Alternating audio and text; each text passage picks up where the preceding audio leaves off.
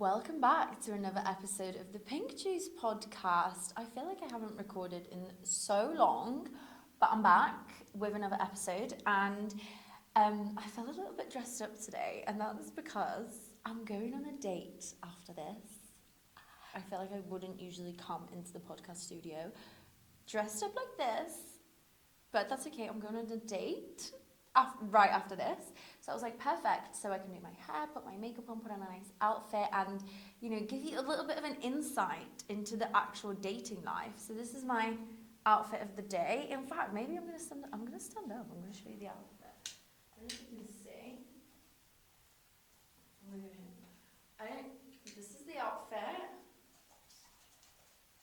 I have no idea if you're going to see that or not, but yeah, if you're listening to the podcast episode right now, you'll probably see it on Instagram, or you'll see it on YouTube. Watch on YouTube. Anyway, today's episode is actually going to be about traveling and dating, which is so timely because I'm currently traveling. Well, I wouldn't say I'm traveling, I'm just abroad, currently a different country. But I have done a lot of traveling. I've done a lot of traveling and dating over the past 5 years. And I just feel like it's a topic I really want to talk about, because not specifically solo traveling, but just traveling, whether that's with other people, friends, whatever, just traveling in general and dating.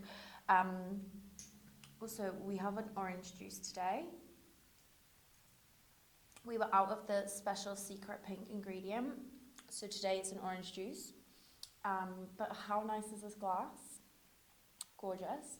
So yeah, I'm going to talk about this topic because I actually saw, what sparked this idea basically is I saw this TikTok of a guy that was talking about how once you travel and date, you then, like, your whole dating experience and everything is changed. Like when you start traveling and then dating and then you go back home, all of a sudden your dating experiences at home have a huge shift.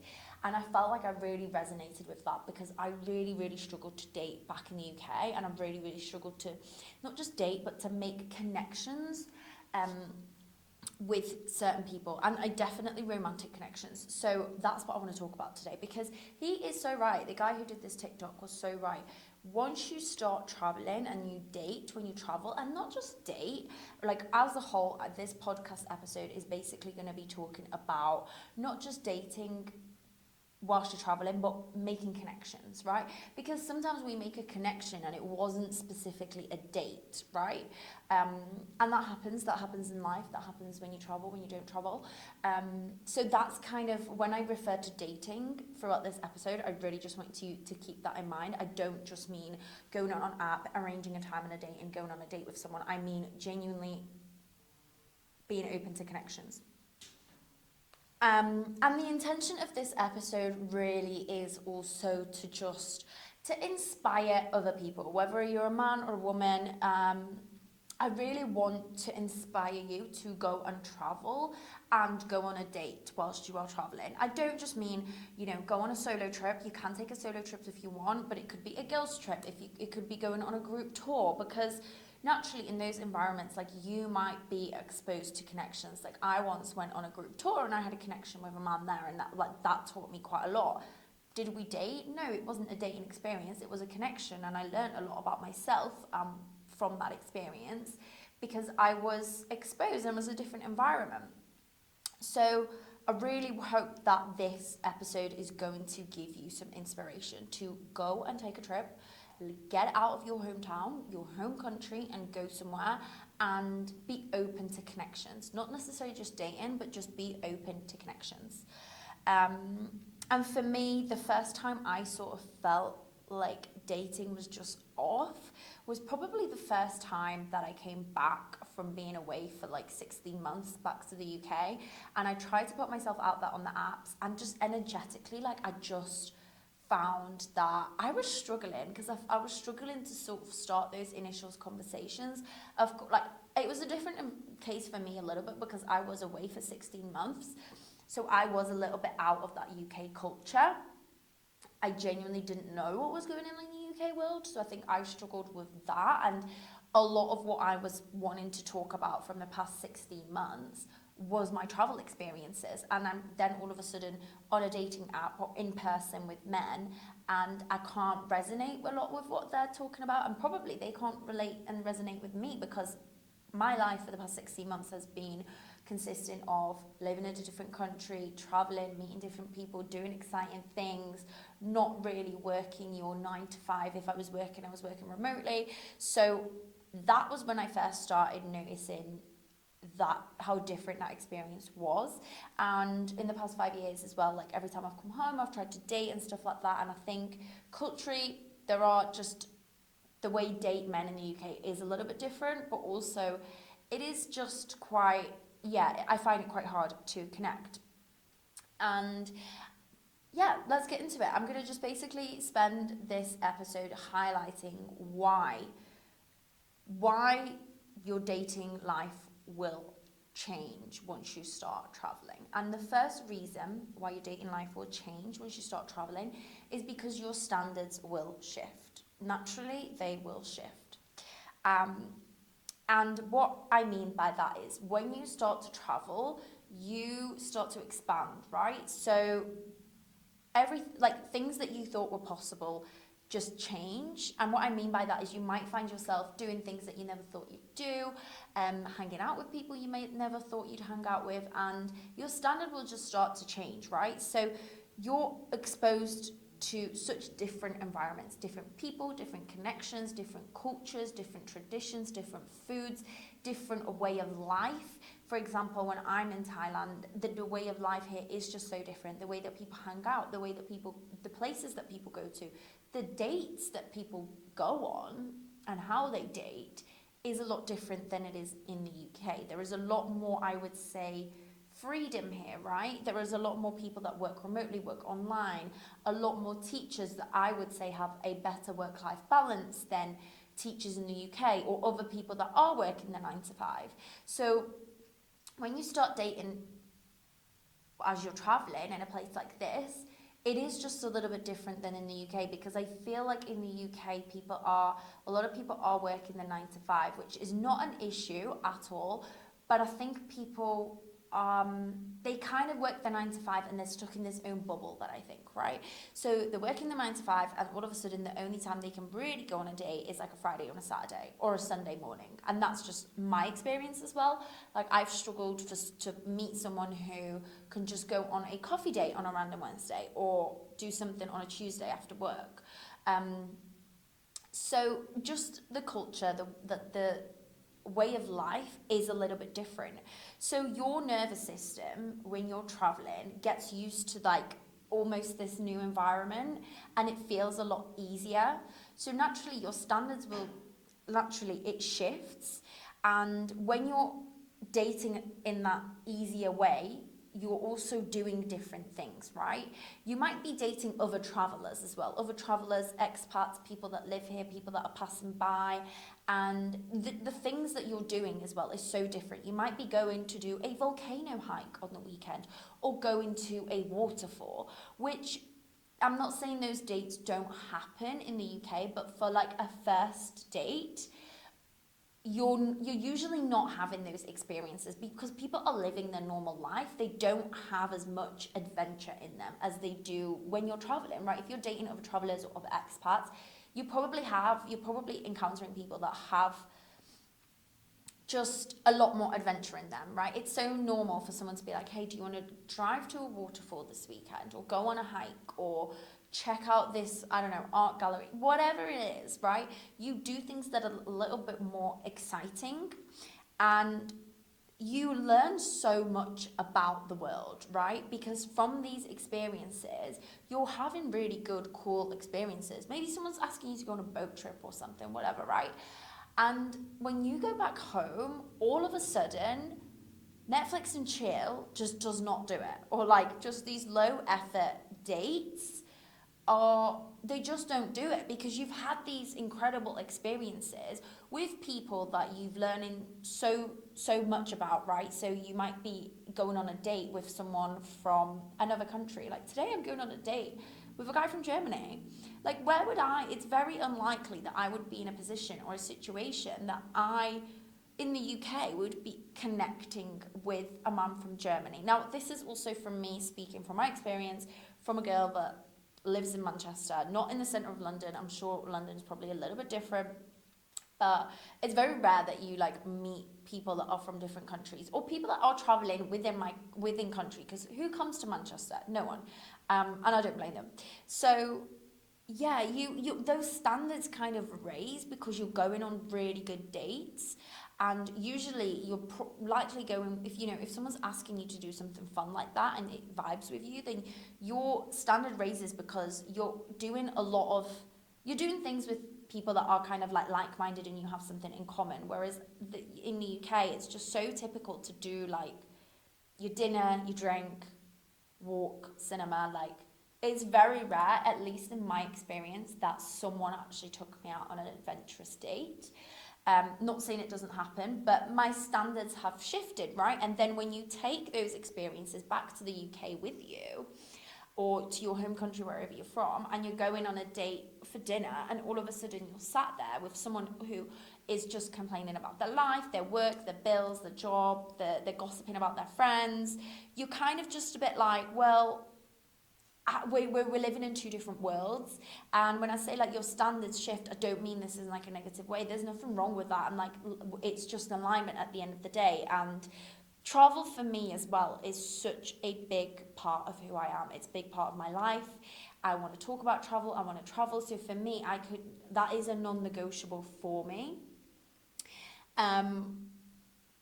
So maybe I am biased when I speak about this. But yeah, when you do go back to the UK, your standards kind of shift because you're like, well, I want that adventure. I want those conversations with people. And, it doesn't matter if I'm going on a dinner date with someone, that's fine. But are we talking about those adventure aspects, or are we just completely living in two different worlds? So yeah, for me, a non-negotiable after traveling really is speaking to someone and being around someone and being with someone that has that sense of wanderlust, does want to travel, does have that sense of adventure, because it is such a big part of my life, and I know that is a partner that I'm seeking in the future. So I often find that there is huge misalignment if I ever go on a date with someone and they have never travelled, they have never left their hometown, because they just cannot relate to my experiences. And there's nothing wrong with that, but it's just something that's very, very important for me. And also it kind of, what I'm talking about as well kind of brings me on to the next point, is that in every stage of dating, right, there is often some sort of small talk, especially in the early stages. Not always, but like little nuggets of small talk always exist. And I find that once you've traveled, that small talk all of a sudden becomes smaller, because your worldview has expanded, right? Which I feel like these 2 points are kind of pretty similar. But your normal, once you come back from traveling, is that traveling is a part of you now. It's a part of your experience. It's a part of your story. It's a part of your journey. So when you start to date someone who hasn't traveled or who has no interest in that, then you don't share that same worldview. You have deepened your curiosity to life. You're out there living and experiencing things that people only see on Instagram or people read in books, right? You're hiking an active volcano, or you're, I don't know, on an elephant safari in Sri Lanka, or you're doing a sushi class in Japan, which are all experiences I've done on our girls' trips, actually. So you're so curious to the world, and your worldview has expanded because you've learned so much. And when you then start to date people that are at home, they've never left their hometown, never left their home country, it's so hard to then bring that experience because they don't get it, and you also probably to some extent don't get their life. And like, as I'm speaking, I feel like it's nothing to do with like, I'm trying to articulate this in a way that it's not really anything to do with someone who travels long-term or full-time like me. But those biases may exist there, because obviously that's my experience and I'm talking about my experience.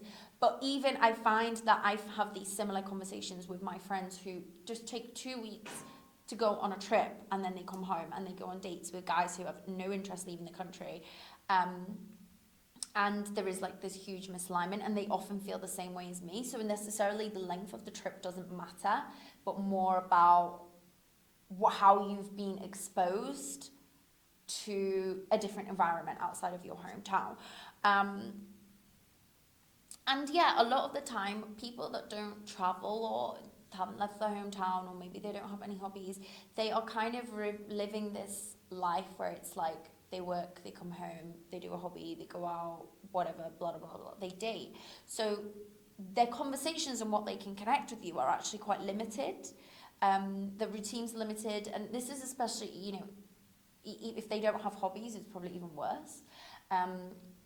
So yeah, those conversations are limited, and that small talk becomes smaller. And it can also just be a mismatch in values. And this is no judgment to anyone that doesn't like traveling, by the way, because there's nothing wrong with that. Some people don't, and that's okay.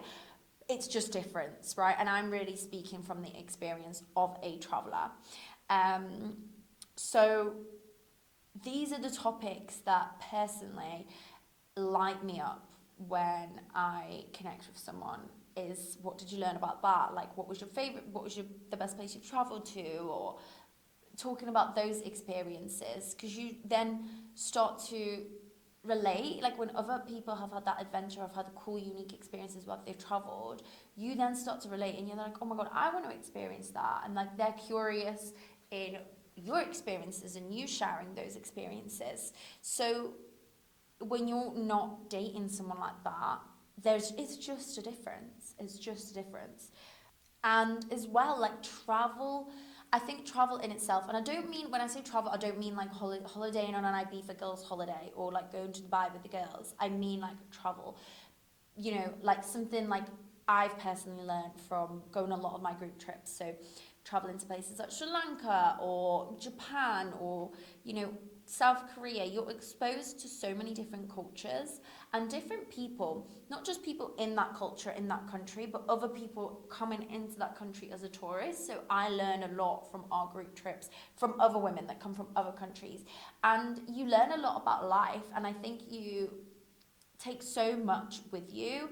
You can sometimes have like really impactful experiences. Like, so recently on our trip to Sri Lanka, we went to this like tsunami gallery, and we met a local woman who runs this gallery free of charge by donation only, and she was telling us a story about her brother who she sadly lost in a tsunami. And it was just the most impactful thing, because it makes you realize, like, then when you do go back home, the things that you are complaining about or worrying about, do they even matter? And when you start to date people that haven't had those experiences or that expansion of their worldview, or haven't had that connection, because, you know, everyone knows that in 2004, on the 26th of December, there was a huge tsunami, right? But when you're actually traveling to a country that was impacted by that and speaking to people that were impacted by that, it is completely different. And yeah, like I've definitely returned home after having some incredible travel experiences and just thought, I'm so blessed, I'm so grateful, I'm so living such an incredible life that a lot of my problems and worries that I'm worrying about don't actually matter. And not everyone is able to connect on that level. And they may have other experiences that they've had in their life that I'm not able to connect with them. But yeah, and it's just, for me, that's what I struggle with, is when I go on dates and there is a lot of negativity, there is a lot of people complaining, and sometimes I'm just like, oh my god, it's draining. It's like energy suction instead of energy giving. And I think travel does give you this beautiful, beautiful thing of just having a completely different perspective on life when you then return home. Third point, one of my favorite points, and this is definitely relevant a lot more to the solo travelers out there, is that your independence just flourishes. Like, the person I was before I traveled, especially solo traveled, compared to the person I am now, is just ridiculous. So when you solo travel specifically, whether it's a short trip or long trip, you will have to survive. You will have to survive, you will have to be resourceful, and you will have to deal with challenges that you probably haven't had to deal with in your like life alone. Not always, that's not the case. But for example, like missed flights, motorbike. I was in a motorbike accident. I had a flat tire once driving up a mountain in a remote village, and I had to deal with those situations by myself. Now, if I had those situations happening to me when I was in the UK, I'd probably call my friends, probably call my mom. You can't do that when you're halfway across the world. Like, yes, you can, but the amount of help and support that they can give you is naturally going to be limited. Like my mom, if I rang my mom saying, oh my God, I've got a flat tire, how can she help me? She doesn't know where the nearest garage is where I can go fix that flat tire. Like, I have to figure those things out for myself, and I have to survive. And once you start doing, the more experiences like that you have, you build up a lot more resilience, you build up a lot more independence, and you become this confident person. And you're like, actually, when you go back to the UK and go on a date, the bare minimum just does not cut it for you, because you've been out there in the big wide world and you've done so much for yourself that, yeah, the bare minimum just does not cut it. It just doesn't. And it's not something I'm going to be impressed with. Like, if you were coming and meeting with bare minimum, because I've done shit by myself that could you even handle? Do you know what I mean? This sounds a bit savage, but yeah. So yeah, I think your attitude just shifts, like from being like, well, do I actually need you, to what do you add to my life? What can you complement to my life, you know? And I think I was one of those people and one of those women that before I went traveling, I wanted a man to save me. And I think a lot of us, I still think to some extent, in fact, no, I do to some extent do still believe that I do still want that man to come and save me in a way. But I definitely believe it less, and maybe in a different kind of way. But I used to be that woman that was like, well, I want my man to come and save me, because if things happen or challenges, I experience challenges, things go wrong, then who's going to save me? But now I've been out there, I had to save myself. And I think travel just pushes you out of that comfort zone. It's like a catalyst. It's not necessarily travel itself, it's the things that happen whilst you're away from home, whilst you're away from the comfort zone, whilst you're away from the noise of your friends, your family, that really, you know, pushes you. It's like a catalyst into growing your independence. And then when you return home, you then start to think, well, how are you going to complement my life? And also, what do you find attractive, you know? Yeah. Okay, another thing, point 4, that I think travel teaches you about dating and impacts dating when you come home is travel teaches you to connect fast to people. And I don't mean just in dating scenarios. This goes back to what I was saying at the beginning. Just connecting to people in general, romantically or not romantically. Travel teaches you how to do that. So why this happens, when you are out of your comfort zone, you know, and you're in environments when you're traveling and you're on your own or with some friends or whatever, you are usually out of your natural comfort zone and environment. So if you start speaking to people, connecting with people, you connect with them so much easier because you're in a mind space of making friends, meeting new people, right? Especially when you're on your own, because a lot of solo travelers, they want to connect because they're out looking for friends. So their nervous system is scanning who they can make friends with, what's going to feel safe.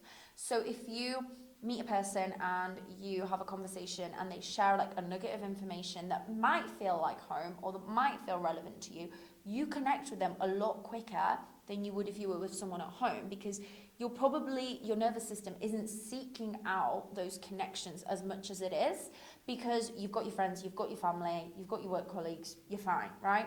But when you're traveling, you don't necessarily have that. And I think also you can get that even if you're traveling with like a friend or a couple of friends. I think you get it less because you have them there to keep you occupied and busy.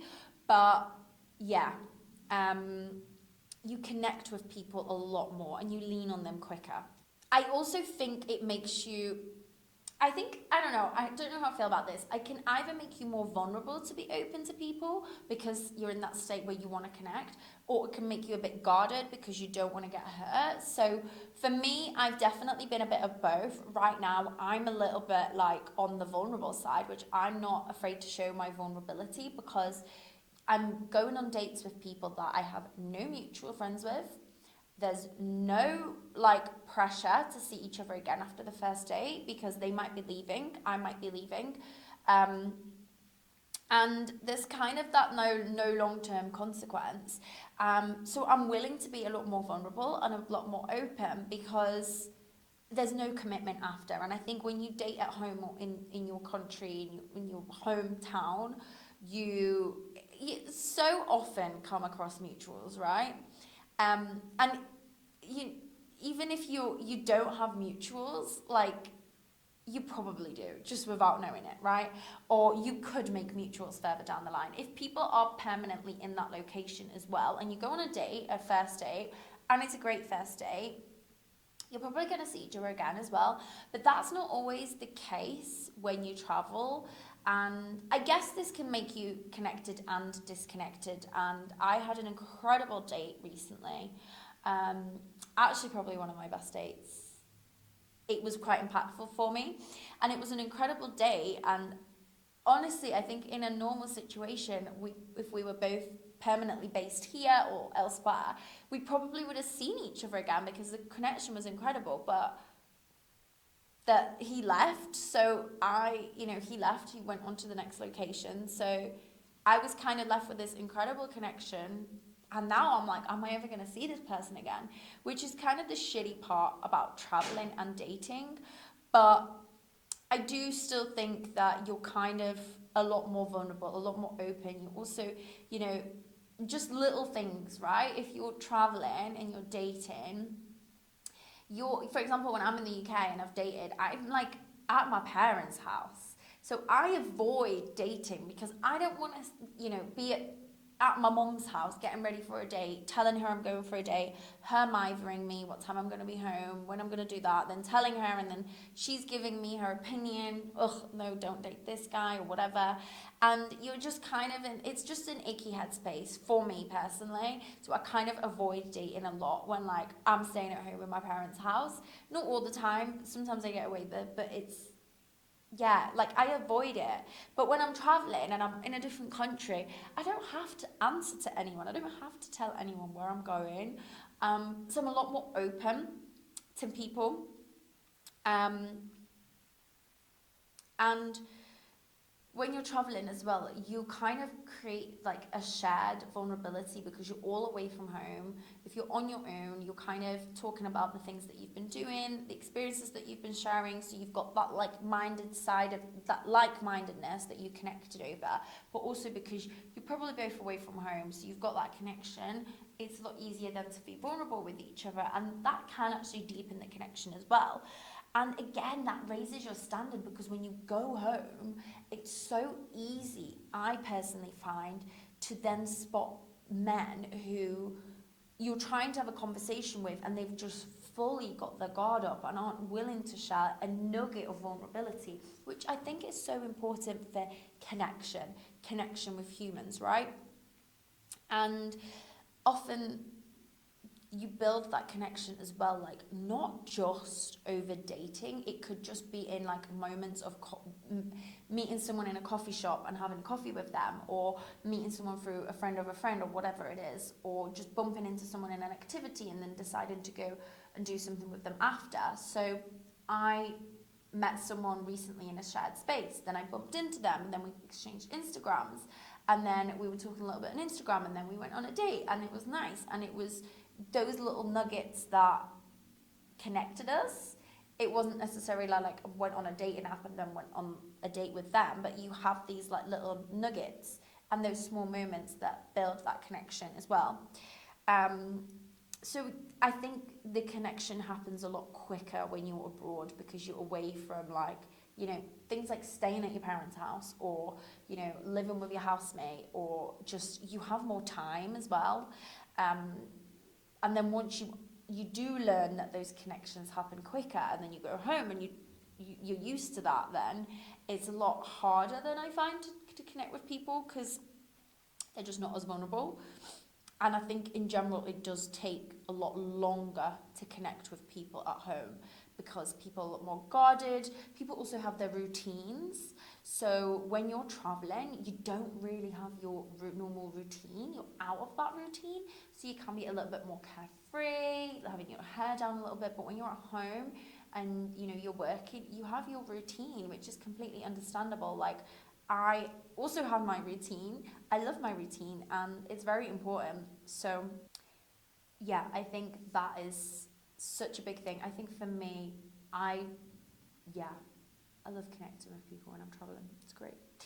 And you also don't, like, that's the thing, you just meet people so naturally, and you've connected someone, and then you only realise after that that was a connection, and that you've learned something from that person, and it was amazing, not necessarily a date. So the reason number 5 why I think travel changes the way you date is because in a lot of ways it detaches you from the societal norms and timelines. Because when you travel, I think it's so much easier to meet people from different backgrounds, different cultures, different ages. Whereas when you date at home, you usually kind of tend to stick around your age, and most of the time you will either date through let's be honest, most people date through dating apps these days. It's very, very rare, I think, for people to make connections in real life. And a lot of the time when people date in the UK, it's so much more intentional of, I'm dating to go on a date, right? But when you travel, sometimes you go and hang out with someone, not necessarily to go on a date, but just because you fancy some company. So I've had experiences as well where I have used a dating app, and I've matched with someone in a dating app, I've met up with them, and it was just very, very chill, very friends vibes. Because a lot of people, when they travel, they do actually use these apps to make friends. I've done it before, and I think that's how that connection established. It wasn't a romantic connection, but it was a connection. And, you know, it was really great. I met someone once that I went for a coffee with just through matching with them on Tinder. Don't use Tinder these days, but that happened. So you kind of detach from what are you doing, what's your job. You kind of, you know, when you start to speak with people first, you're like, the questions that you ask to vet them in that initial phase is so different as well, right? Because I think when you date at home in the UK, you tend to ask them about like their job, you know, what the hobbies or whatever. But when you travel, you kind of, the conversation shifts, and you start to ask them, how long are you here for? What have you done? Are you traveling alone? Traveling with someone else? So it kind of takes the age thing out of it, the job thing out of it, and you kind of start to see people as humans first. There's not as much pressure, right? I have connected with people a lot more in person, but with like older men that I wouldn't necessarily, I think, have connected with in the UK if I was at home. And you start to realise that people are living such completely different lives. Like, everyone is living a different life. And a lot of the times, I think people that don't travel maybe are kind of following this traditional script at home to go to school, go to uni, get the job, get the house, get the boyfriend, get married, get engaged, get married, have babies, start a family, look after the kids, retire, die. Whereas when you start to meet a lot of people that are traveling, especially maybe the older ages as well, you start to realize that that's actually not the traditional script of life, you know, and there's a lot of different ways to live life. So you're less surrounded by people that are just following the blueprint that society has given us, but more just about people that are living life. And again, that exposes you to a different worldview. So then when you go back and start to connect with people that are in that, and that doesn't fit you or doesn't align with you, it's very, very difficult, I find.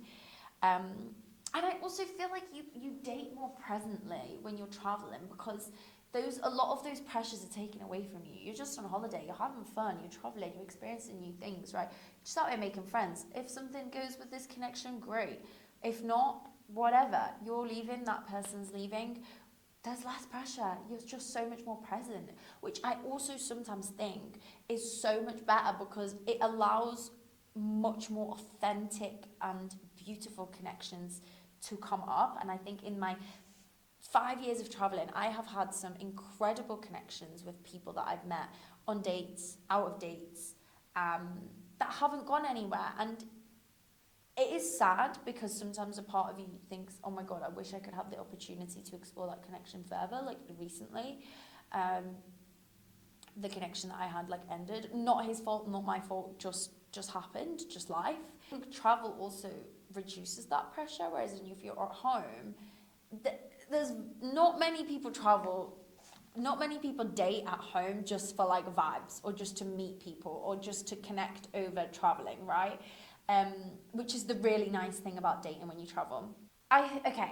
So I think there's a difference between chemistry and compatibility as well. And I think a lot of the time when we date at home in our normal environment, we're focused a lot on compatibility. Like, is this person compatible? Whereas when you travel, it's almost the other way around.